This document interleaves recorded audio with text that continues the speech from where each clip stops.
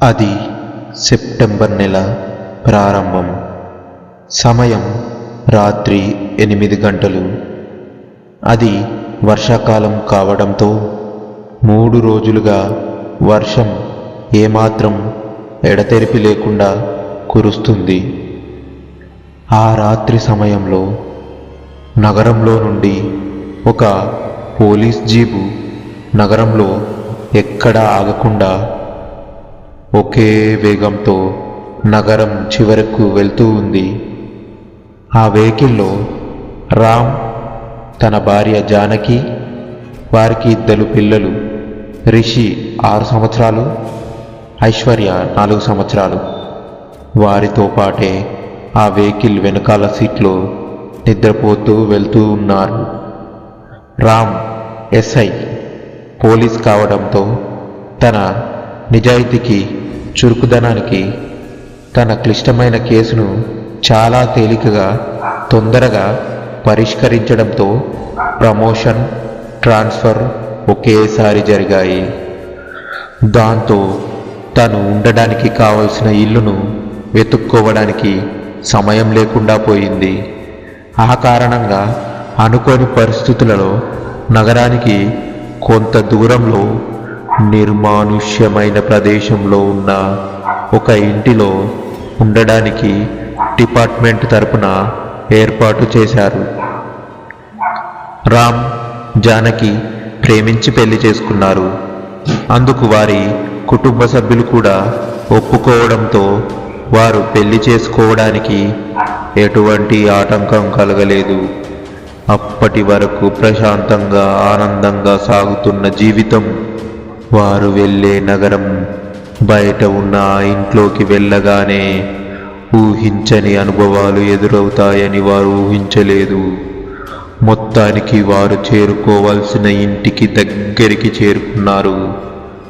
రామ్, జానకి ఆ ఇంటికి వెళ్ళేసరికి అక్కడ ఉన్న పనివారితో ఆ ఇంటి మొత్తం వారికి కావలసిన వస్తువుల ఏర్పాటు చేస్తారు. వెహికల్ నుండి కిందకు దిగి ఇంట్లోకి వెళ్ళి చూసిన జానకి ఇల్లు చాలా అద్భుతంగా కనిపించింది. తనకు ఆ ఇల్లు చూడగానే చాలా బాగా నచ్చింది.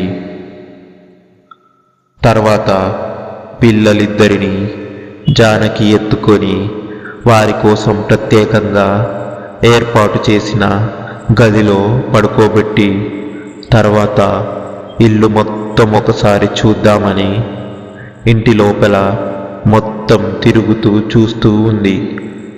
అప్పుడు కానిస్టేబుల్ రాజు రామ్ దగ్గరికి వచ్చి తనని తాను పరిచయం చేసుకుని, ఇంటి పనుల కోసం పని మనిషి చంద్రమ్మ రేపు ఉదయం నుండి వస్తారని చెప్పాడు. రామ్ తనని సరే అని చెప్పి ఉదయాన్నే స్టేషన్లో కలుద్దామని చెప్పి తనను పంపించి తలుపు మూసి జానకి ఎక్కడ ఉంది అని ఆలోచిస్తూ తనను వెతుక్కుంటూ ఇంటి లోపల గదుల్లో తిరిగి చూస్తూ ఉన్న జానకిని చూసి, ఏంటి మేడం, ఇల్లు బాగా నచ్చినట్టుంది, వచ్చిన వెంటనే ప్రతి గదిని తిరిగి చూస్తున్నావు, ఏంటి నేను చెప్పింది నిజమే కదా అని నవ్వుకుంటూ అడిగాడు. జానకి, అవును, నువ్వు అన్నట్టుగా ఈ ఇల్లు ప్రశాంతంగా చాలా బాగుంది. కాకపోతే ఊరికి కాస్త దూరంగా ఉన్నందున ఒంటరిగా అనిపిస్తుందేమో. రామ్ నమ్మకంగా, నీకు ఆ దిగులక్కర్లేదులే, నీకు తోడుగా ఉదయం నుండి సాయంత్రం వరకు ఇక్కడే ఉండడానికి కానిస్టేబుల్ ఒక పని మనిషిని చూశాడు. తన పేరు చంద్రమ్మ, వయసు 45 సంవత్సరాలు. రేపు ఉదయాన్నే తను పనిలోకి వచ్చేస్తుందని చెప్పాడు. ఏంటి, ఇప్పుడు సంతోషమే కదా? జానకి ఆనందంగా మాట్లాడుతూ, పోలీస్ ఆఫీసర్ని పెళ్లి చేసుకున్నాను కదా, ఈ మాత్రం సర్దుకోకపోతే తప్పుతుందా? అలా కొన్ని క్షణాలు వారు మాట్లాడుకుంటూ కొంత సమయం తర్వాత భోజనం చేసి ఆ రోజు రాత్రి ఎటువంటి అలజడి లేకుండా ప్రశాంతంగా పడుకున్నారు. మరుసటి రోజు ఉదయం సమయం 8 గంటలు. చాలా దూరం నుండి ప్రయాణించి రావడం వల్ల కాబోలు జానకికి శ్రీరామ్ ఇంకా నిద్ర నుండి మేల్కో రాలేదు. సాధారణంగా అయితే జానకి ఉదయం 6 గంటల్లోపే నిద్రలో నుండి మేల్కొని ఇంటి పనులు చేసుకుంటూ ఉంటుంది. వారు అలా నిద్రపోతూ ఉండగానే వారి ఇంటి కాలింగ్ బెల్ ట్రింగ్ ట్రింగ్ ట్రింగ్ ట్రింగ్ అని మోగింది. ఆ శబ్దం విన్న వెంటనే నిద్రలో నుండి జానకి లేచి వెళ్ళి తలుపు తెరిచి చూస్తే బయట పని మనిషి చంద్రమ్మ నిలబడి ఉంది. తలుపు తెరవగానే చంద్రమ్మ ఎంతో వినయంగా, జానకి అంటే మీరేనా అని అడిగింది. జానకి చంద్రమ్మను చూసిన వెంటనే తనకు చంద్రమ్మపై ఒక విధమైన మంచి అభిప్రాయం కలిగింది. అందుకు కారణం తను చూడడానికి జానకి వాళ్ళ పెద్దమ్మ మొహంలా ఉంది. అప్పుడు జానకి, అవును నేను జానకిని, ఇంతకీ మీరు ఎవరు అని అడిగింది. అప్పుడు చంద్రమ్మ తనను తాను పరిచయం చేసుకొని ఇంట్లోకి పని చేయడానికి వెళ్ళింది.